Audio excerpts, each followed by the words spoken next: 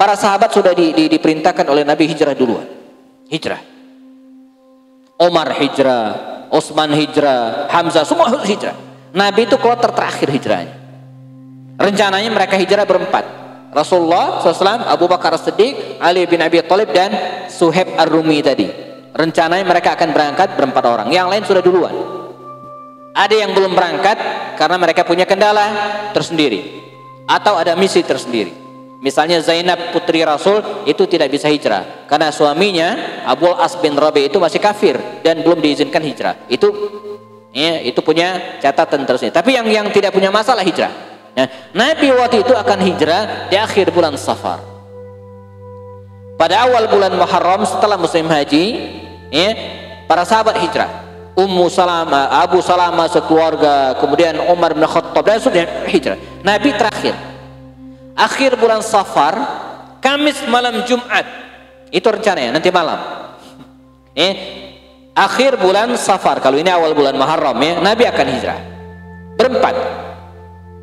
Rencana baginda Rasul hijrah ini sudah terendus informasinya oleh orang-orang kafir Quraisy dan mereka sepakat menghalangi beliau dengan cara membunuhnya. Kesepakatan itu mereka tetapkan di Darun Nadwah. Maka pada malam hari ketika Nabi akan hijrah, kita tahu semua kisahnya rumah Nabi dikepung. Kita ingat ikhtiar, ini ikhtiar ini penting. Bahkan dalam menghadapi musibah seperti ini, corona ini, ikhtiar itu wajib. Maka bawa masker, hand sanitizer, jaga jarak, jaga kebersihan, kuatkan imunitas tubuh kita, makan yang cukup, istirahat yang teratur. Ini ikhtiar. Kata Rasul apa? Firra minal juzami firaruka minal asad. Waspadalah, larilah dari penyakit menular sebagaimana kalian menghindar dari terkaman harimau. Ikhtiar. Nah, rumah Nabi dikepung, teman-teman sekalian, dikepung. Apa yang dilakukan oleh baginda Rasul untuk meloloskan diri dari kepungan ini?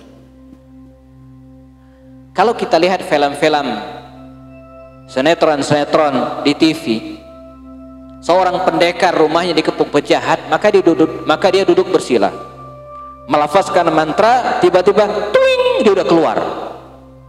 Nabi enggak begitu. Nabi enggak begitu. Walaupun mungkin dia bisa dengan izin Allah, tapi enggak begitu. Kalau Nabi begitu, kita kan bisa nyontoh. Sementara kehidupan Nabi itu ada teladan. Nabi melakukan ikhtiar. Apa ikhtiar Rasulullah SAW? Pertama, meminta Sayyidina Ali bin Abi Thalib tidur di tempat tidur Rasulullah. Ini ikhtiar yang cerdas, luar biasa. Walaupun risikonya sangat besar. Di sini kita melihat keberanian seorang Ali. Gantiin Nabi tidur di tempat tidurnya. Risikonya apa? Itu rumah kalau digerebek, yang dibunuh siapa? Ya Ali. Di situ Ali itu luar biasa berani, keberanian seorang Ali yang luar biasa. Ini ikhtiar pertama. Nabi berkata kepada Ali, ya Ali, Anda tidur di tempat tidur saya dan gunakan selimut saya. Tujuannya apa? Agar ketika orang-orang yang mengepung rumah Rasulullah dan mengintip dari celah-celah rumahnya, ngintip, tenang, Muhammad masih tidur, santai aja. Itu orang yang ngepung karena melihat dan menyangka Rasulullah SAW masih tidur nyenyak di tempat tidurnya, santai aja. Orang yang diuber kok masih tidur, ngapain buru-buru? Santai. Saking santainya mereka juga ketiduran. Maka teman-teman yang di pinggir, jangan terus santai ikut kajiannya, ntar ketiduran pula ya. Akhirnya mereka ketiduran. Nah, saatnya baginda Rasul keluar. Beliau keluar dari rumah pintu belakangnya dengan diam-diam, dengan izin Allah tentu saja. Kemana beliau berangkat? Mestinya ke Madinah. Kalau kita lihat peta, Madinah itu arah utara kota Mekah. Ini Mekah, ini Madinah. Mesti dari sini Nabi naik ke atas ke arah utara. Tapi ternyata enggak. Nabi justru melipir. Ini melipir. Tahu melipir? Apa melipir? Ya. Melipir, minggir ke arah selatan. Di situ ada sebuah gua namanya, atau sebuah gunung namanya Jabal Sur. Di atasnya ada gua Sur. Ingat, ada dua gua dalam sejarah Nabi yang sangat terkenal. Pertama adalah Jabal Sur, di atasnya ada Jabal Sur, di atasnya ada Gua Sur. Satu lagi ada Jabal Nur, di atasnya ada Gua Hira, bukan Gua Nur. Jabal itu artinya gunung atau bukit, ya. Jabal Sur, Bukit Sur, di atasnya ada Gua Sur, Ghor Sur. Ada lagi Jabal Nur, gunung cahaya, di atasnya ada Gua Hira. Di situ Nabi dapat wahyu.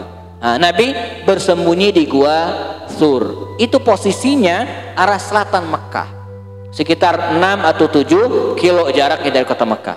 Beliau ke situ. Apa yang terjadi? Ketika orang-orang yang mengepung rumah Rasulullah ditunggu sampai pagi matahari terbit, Nabi nggak keluar, digerebek tuh rumah, diperiksa nggak ada, cuma Ali doang.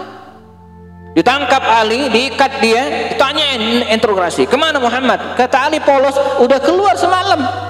Yang benar nggak ada lagi periksa, nggak ada. Ya, nah disitulah kesatrianya bangsa Arab. Ya, mereka marah ya, emosi ya, tapi tidak sampai membunuh Ali. Ya. Ali ya babak belur sih iya Ali, cuman nggak sampai dibunuh, digebukin ya, bonyok iya gitu kan, tapi nggak sampai dibunuh. Apa yang mereka lakukan? Mengetahui orang yang mereka kepung lolos, mereka buru-buru segera kemana? Ke arah Madinah, ke arah utara, atas. Tak taunya Nabi di arah selatan. Teman-teman lihat peta, gitu kan? Arahnya ke arah selatan, sehingga Nabi aman dalam beberapa hari. Nah, ini disebut dengan al-ikhtiyar, usaha. Nabi menginap di Gua Sur, dan langkah berikutnya selama berada di Gua Sur ini Nabi tidak kelaparan, tidak kehausan, karena Nabi sudah menyiapkan strategi yang berikutnya, yaitu meminta kepada putra dan putri Abu Bakar Siddiq mengantarkan makanan minuman kepada mereka dengan rutin. Adalah Asma binti Abu Bakar dan anaknya Abdullah bin Abu Bakar mengantarkan makanan kepada ayahandanya mereka dan Rasulullah SAW sendiri. 3 hari mereka berada di situ, ya, hari Sabtu, hari Jumat, hari Sabtu dan hari Ahad. 3 hari berada di Gua Sur. Hari Senin pagi setelah kondisi dianggap aman, maka Rasulullah SAW dan Abu Bakar menyewa seorang penunjuk jalan guide namanya Abdullah bin Uraiqid Al-Laitsi, berangkat menuju ke Madinah Al-Munawwarah. Ini disebut dengan al-ikhtiyar, strategi. Ya. Berhasil? Tidak. Jadi yang membuat kita berhasil itu, teman-teman sekalian, bukan strategi kita, bukan upaya kita, itu hanyalah wasilah saja. Yang membuat kita berhasil, yang meng-on-off-kan keberhasilan itu adalah Allah Subhanahu wa taala. Buktinya apa? Walaupun baginda Rasul sudah bersembunyi di Gua Sur, bersembunyi di arah yang berbeda dengan arah hijrah mereka, tetap aja ketahuan. Di situ luar biasanya bangsa Arab. Ya, mereka mencarinya segala titik kemungkinan Nabi bersembunyi, ya. Jadi ke arah utara tidak ketemu, sampai ke Tan'im mereka kejar tidak ada, mereka mulai menyisir ke tempat-tempat yang lain, kan begitu, untuk mencari jejaknya. Ini tempat nih rumah Rasulullah. Mestinya mereka arah utara di sini, karena nggak ada, maka radius pencarian di sekitar sini terus melebar. Dan mereka naik ke atas Jabal Sur. Naik ke atas, perjalanan sekitar 2 jam kalau naik. Katanya, saya sih belum pernah. Ya, naik ke atas sekitar 2 jaman, perjalanan santai naik ke atas dan mencari Rasulullah SAW. Kata Abu Bakar Siddiq, wallahi demi Allah, lau anna ahadahum, andai salah seorang dari mereka, ya, melihat jempol kaki mereka sendiri nunduk begini, la ra'auna, pasti mereka akan melihat kami, kata Abu Bakar. Itu gua agak beda dengan Gua Hira. Kalau Gua Hira saya berkali-kali ke sana. Ya, tapi kalau Gua Sur itu, menurut teman-teman yang pernah ke sana, itu agak beda. Dia 2 pintu, bisa masuk dari pintu sini dan bisa masuk dari pintu sini. Kalau Gua Hira kan enggak, dia satu arah. Bahkan Gua Hira itu medannya lebih sulit, gitu kan? Dia lebih lebih curam. Naik ke atas kemudian muter turun ke bawah lebih susah. Kalau Gua Sur, Jabal Sur itu enggak, dia agak landai begini, cuman jauh dan agak enak, gampang masuk ke gua tersebut. Ya, ada YouTuber orang Indonesia yang tinggal di Saudi, Bang Alman, teman-teman bisa cek, mungkin sudah ada yang ini, dia mengeksplorasinya tanah suci Makkah dan Madinah, dan diantaranya yang sangat detailnya karena beliau datang ke situ, ke gua Sur itu, dan dikisahkan bahwa gua tersebut ada 2 pintu, dari sini dan dari sini.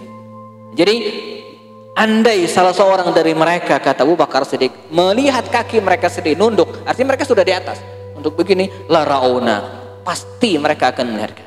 Tapi nyatanya tidak. Nah, siapakah yang menutup mata mereka supaya tidak melihat Rasulullah dan Abu Bakar?